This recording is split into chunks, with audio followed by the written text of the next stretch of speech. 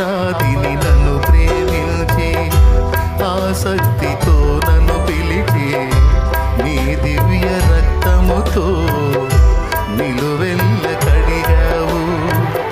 అగ్ని బిలము కై పరుగెత్తే నాడుగులనే గమనించి ఆశ్చర్యమైన రీతిలో నన్ను ఆదుకున్నావు. నీ జీవ గ్రంథములోన నా పేరు వ్రాశావు. నీ జీవ గ్రంథములోన నా పేరు వ్రాశావు.